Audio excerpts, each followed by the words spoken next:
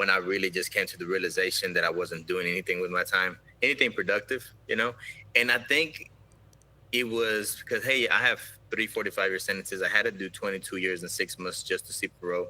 So maybe I felt like I had a lot of time left, right? And it's like, hey, but then I realized, man, time's going to creep up quick. And then we talked about it. And we literally, when we talk about commitment, we literally sat down at a visitation table and made basically a roadmap. Okay, this is what we need to do.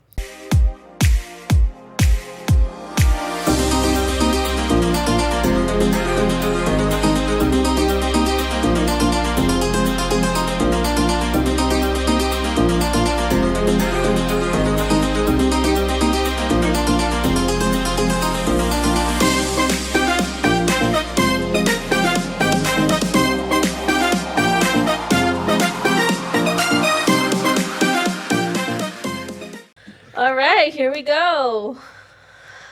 All right, welcome to should we call it? I don't even know if it's after dark. It's just the exclusive version of our podcast. I'm doing it raw in Prospera TV network. Yep.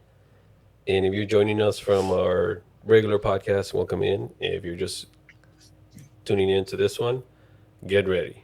You're going to be blown away because of the... Yeah, I'm like, I feel like I'm watching a telenovela right now. So I'm all into it. I'm like, oh my gosh. Your story can literally be a telenovela. Yeah.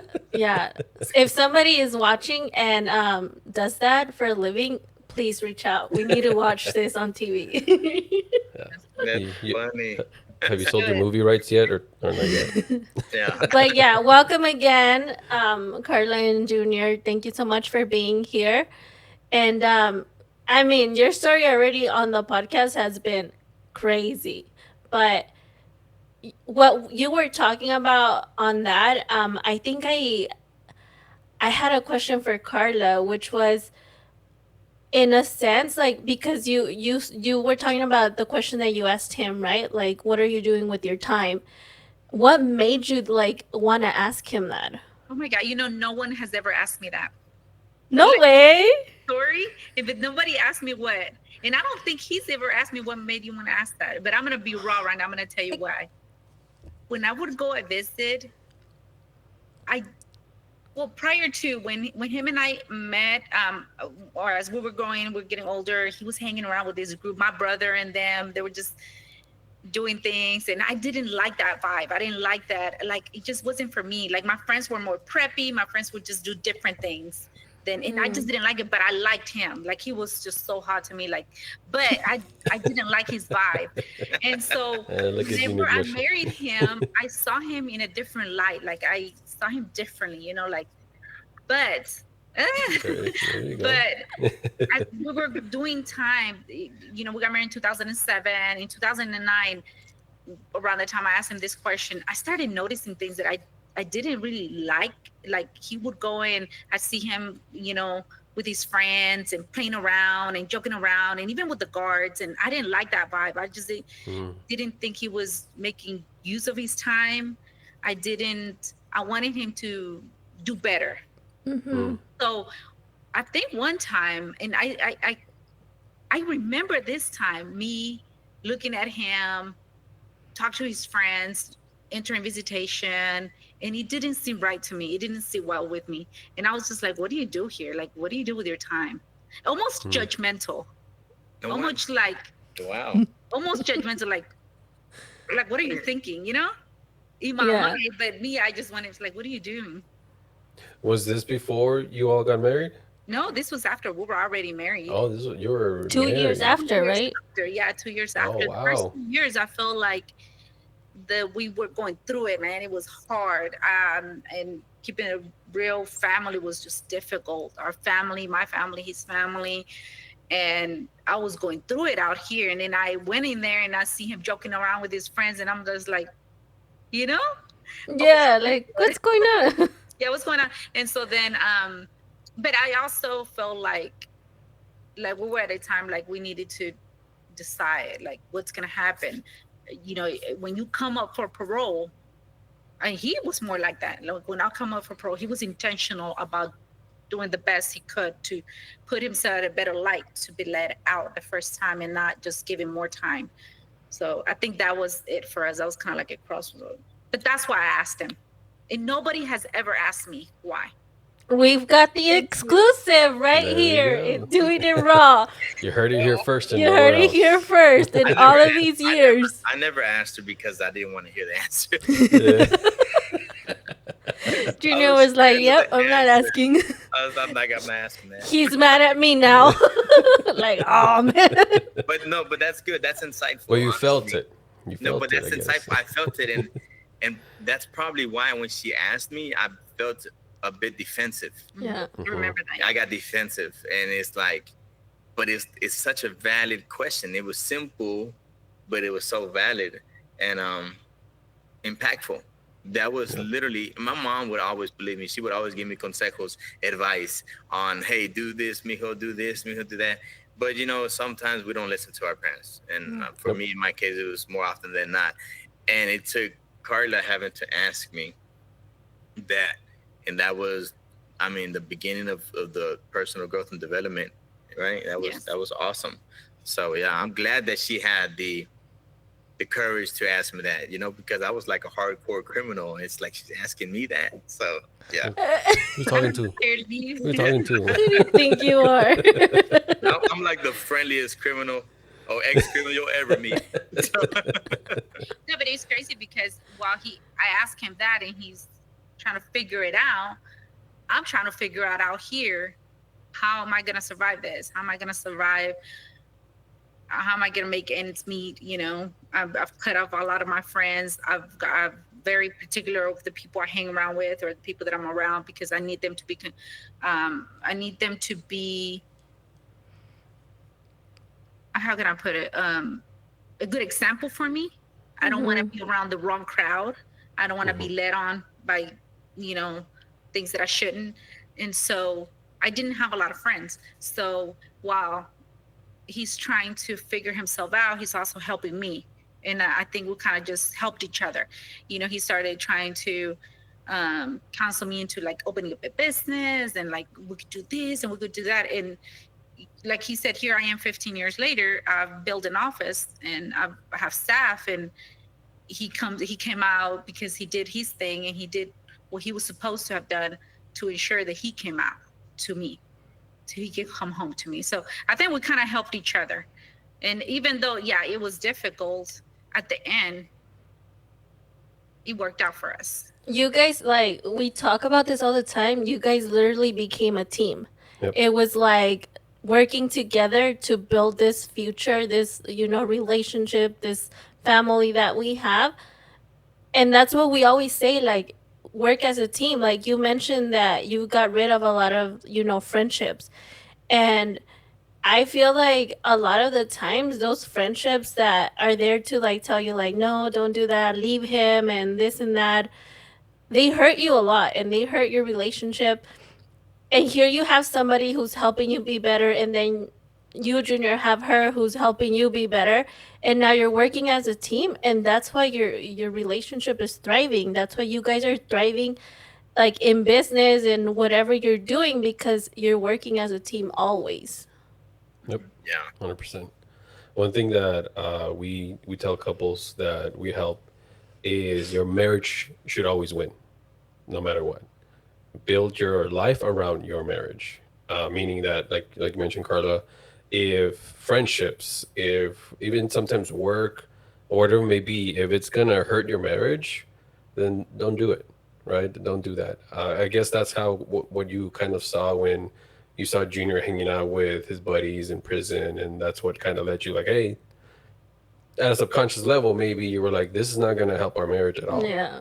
So what are you doing with your time, Junior?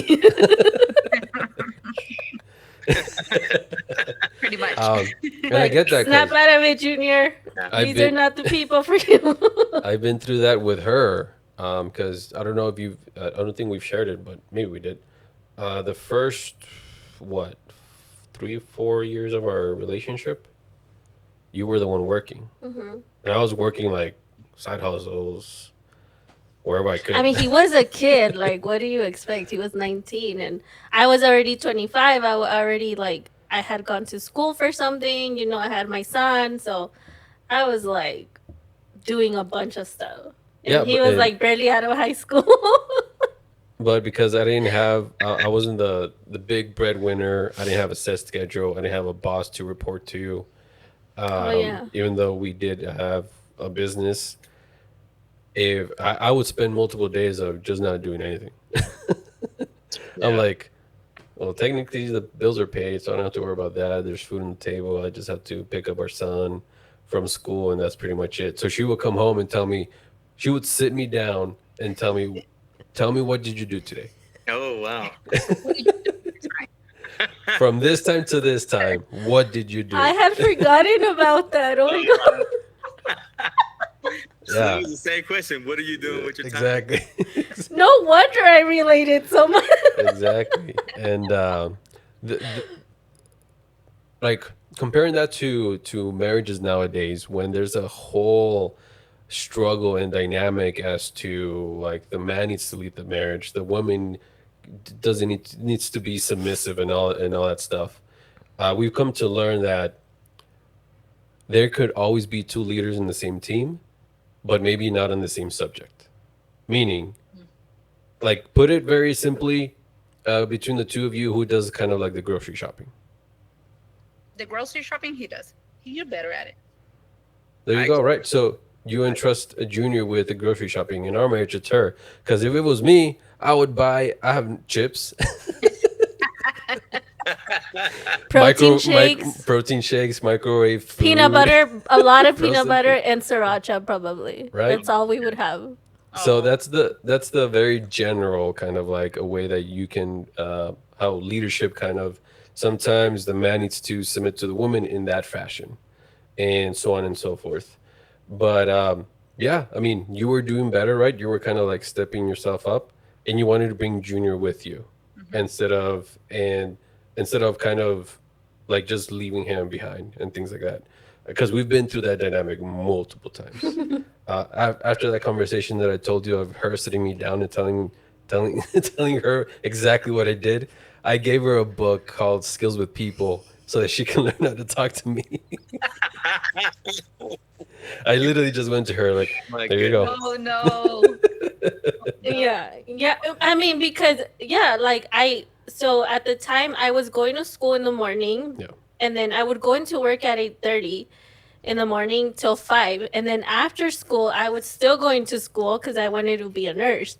So I was technically all day out, and I felt like I was always doing something, and then I would come home and I'd be like I know that you didn't do anything today. But I didn't want to say that. I was like, Yeah.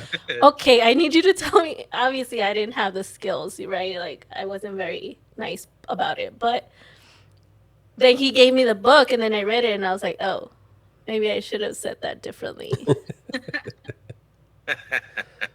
But it speaks to that dynamic, right? Is that, hey, sometimes the woman is the stronger leader, sometimes the man is a stronger leader, right? As long as the marriage wins, that is the most important thing.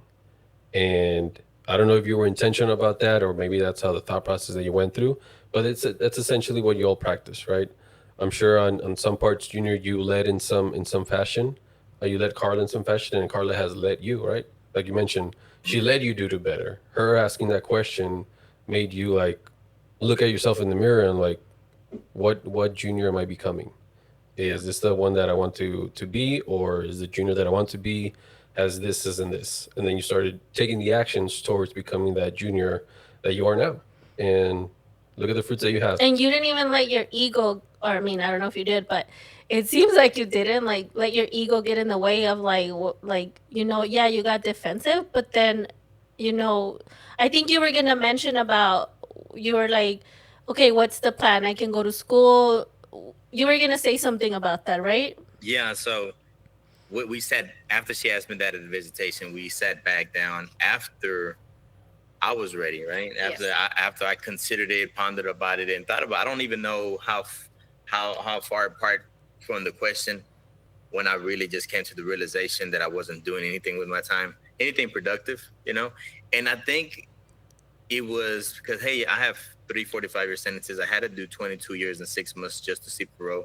So maybe I felt like I had a lot of time left, right? Mm-hmm. And it's like, hey, this, but then I realized, man, time's gonna creep up quick. And then we talked about it, and we literally, when we talk about commitment, we literally sat down at a visitation table and made a basically a roadmap. Okay, this is what we need to do, and it's gonna require me leaving another unit, having to start over. But I was too comfortable at the unit where I was at. Mm-hmm. And maybe that's what Carla asked me. What are you doing with time? You just look a little bit too comfortable there. You're not growing anymore. I had already reached my peak at that unit. I wasn't. Yeah. I wasn't growing. There was no college there. There was no kind of trade that I could learn. I wasn't being productive. I was just doing time. I was staying out of trouble, but I wasn't doing anything that was going to get me ready for society the one day. So therefore, we made the decision that I was going to go to college through the college that they offer in prison.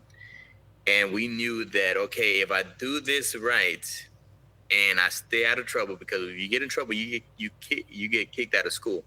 And I do this right, then I should be seeing parole meaning whenever you have an opportunity to get out with a master's degree. I'll be able to get my associates, my bachelor's, and my master's. And it happened just like that. I mean, from then, um, it's different out here in the world. You go to college, you finish in 3 to 4 years, and masters maybe 6 years. But it takes a little longer in there sometimes because you can't take all those classes at once.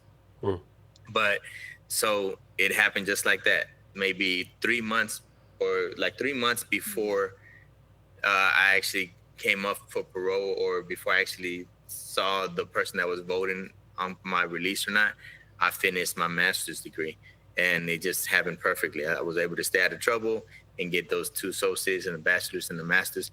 But, in the midst of all that, when I left Telford Unit and went to Hughes for my bachelor's, and remember how I told you at the previous podcast, or the original podcast, where we got used to the chaos at the other prison. We got used to the fights. We got used to the stabbings and whatnot. Got used to it. So when I went to this other prison, it was a bit too friendly, and it was like You didn't like it. it was a cultural shock, right? And I was like, man, these people. It's kind of like you move. Just imagine leaving the hood or the barrio and moving up to this upper scale neighborhood, and you drive. You're like, this is too safe.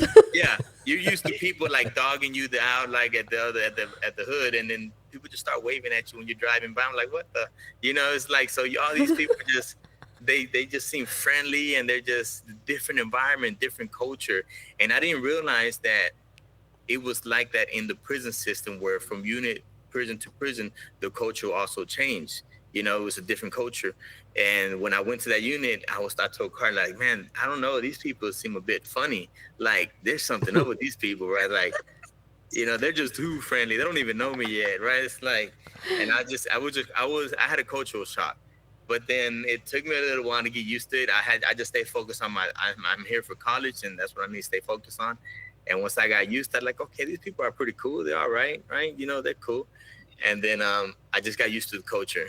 And in 2014 is when I surrendered my life to the Lord during the Kairos weekend retreat. And truly just surrendered, because I've always believed in God, but just surrender my life and give my life to Him. I was always of the mindset, hey, man, I got to get ready before I come to the Lord, because I'm not going to be a hypocrite like all these other hypocrites I see. But I realized that I'll be waiting forever, because I'm never going to be perfect. So I surrendered my life to the Lord, and that was really the best thing that could have happened. Going to college and getting my degrees, yeah, that's great, but surrendering your life to the Lord. And Karla saw that change in me too, because I never really cursed. I don't like using foul language, but whenever I surrendered my life to the Lord, and I would share that with my wife, and I mean, she was able to see that even then, a difference in me, right? So it was pretty cool. Yes. What a great story. During that time in our marriage is when we grew the most, I think. Yeah. That unit they were friendly because they had a lot more religious programs, and, so they were nicer. College. Yeah, college. They had more to lose there.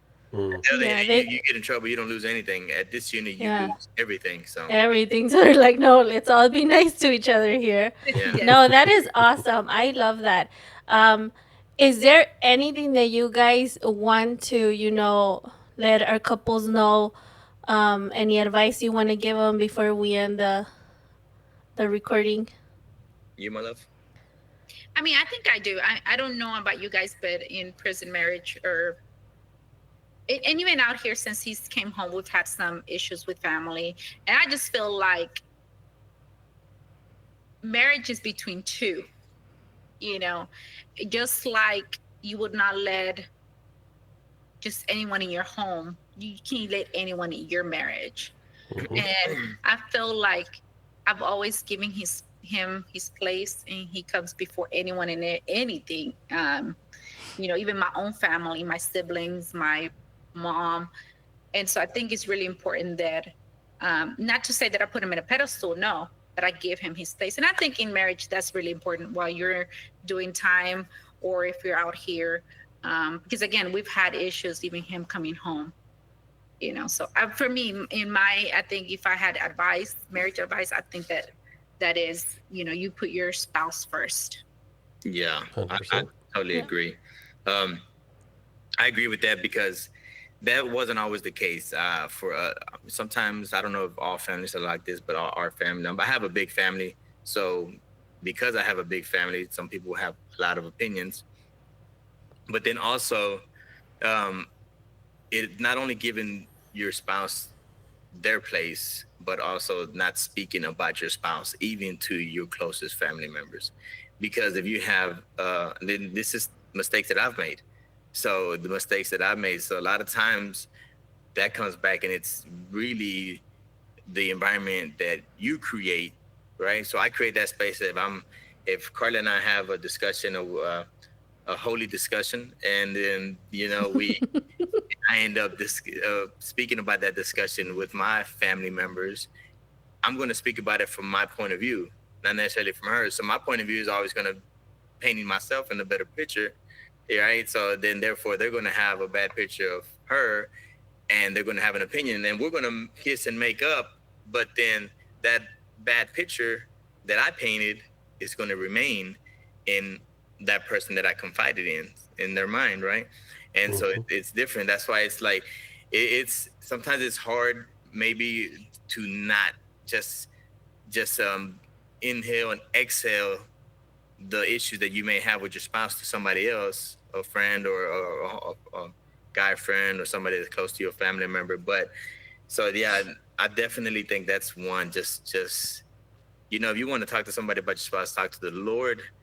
No, but all more so about it. It really sometimes it's not even about your spouse needs fixing or the Lord needs to fix your spouse. Believe I've been there where I prayed to the Lord, please, Father God, allow her to see things the way I see things, and it's like, but it's more so like now I'm getting to the point, please, Father God, allow me to see things the way she see things because Yeah. I need to empathize. Like, how does she think? What's her point of view?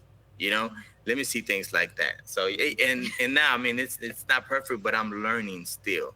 I'm still in that learning process. When this when this podcast is over, I'm gonna ask Moises to send me that link to that book you gave her. You know, so sharpening each other up. Iron sharpening. Hey, Oh, Junior. yeah, love it, love it. But we do agree, yeah. And when it Yeah, comes to marriage, 100%. it's us two, this relationship above. I even go to extent above our kids. Like this is us right here. Our kids, the way I see parenting, and this is gonna be a completely different topic, but it still has to do with relationships to a certain extent. Is our job is to build them up so they can take on the world and build their kingdom, Yep. while I still have mine intact. Yep. And that's the way I see it. Because right now we have a 16-year-old now. He's about to be 18, and I'm like, dude, out there, go build your kingdom, man. Don't just live off the fruits of mine. Go build your own, man. Like, you got it. Yeah. Same Yeah. thing with our daughters. Though It's crazy. I was just listening to a podcast that a lot of women are not wanting to have kids, not wanting to be with a partner, so on and so forth. Like literally, young girls saying like, "Nah, I'm never gonna do that," and seeing that our girls are saying like, "Oh, I want to marry daddy. Oh, I want to have kids," even at a young age. Right now, I'm like, "Nah, you're gonna wait till you're 20." But it's good to see that the seeds are there, that they want a family. They want to see what we have. Yeah. They like what they see between us, and they want to have it for themselves when they grow older. But yeah, it's us two right here. If egos are hurt outside of us, they're adults. We can have a conversation, and if it's not going to lead to somewhere fruitful that for the benefit of everybody, specifically our marriage, then it's like, well, God be with you. We still love you, but at the same time, it's like, well, We'll pray for you. yeah, it's us right here. Yeah, no, I love it. Thank you so much for being so open, vulnerable, and like open books for sure. Um, seriously, like you guys are doing a wonderful job. And That's right. I am so grateful and so blessed to have met you guys in May. And I can't wait to like just keep talking some more other times, get to meet you guys in person again and, get to hang out. Yes. Yeah, Definitely. yeah, for sure. Appreciate you asking us to join you for the podcast and the Prospera Network as well. That's awesome. Of course. Absolutely. And they mentioned it on the podcast, but if you guys want to reach out, they both have Facebook. Junior will probably answer more, he said, but it's because Karla is too amazing to be answering messages, you guys. So he'll answer for her. But they're both on Facebook, and I think you said something about TikTok, which I am right now going to go follow because I cannot wait to see what you guys have in there. Okay, cool. Okay, Appreciate yes. that. And let's finish with JR is also a co-author of Surrender to Rise. Yes, he is. Like my husband, I mean, I haven't read it yet, but I am going to read your chapter. I read his and I started crying in the first sentence. And I was like, oh my gosh, I need to prepare myself because I can already feel like all of these stories are so impactful. So thank you so much for joining us. Anything you want to say? No, just Thank you for having us. We really appreciate. We feel honored that you want to hear our story. yeah. You have a tremendous that's story. it. Thank For you. sure. God bless. Live empowered and live with purpose. All And right. can't wait for the telenovela to come out. What would be the name? I don't know. That's for them to decide. Amor encarcerados. I don't know. Thank you so much, guys. We will see you on the next episode. We'll see Awesome. y'all. Thank y'all. See y'all.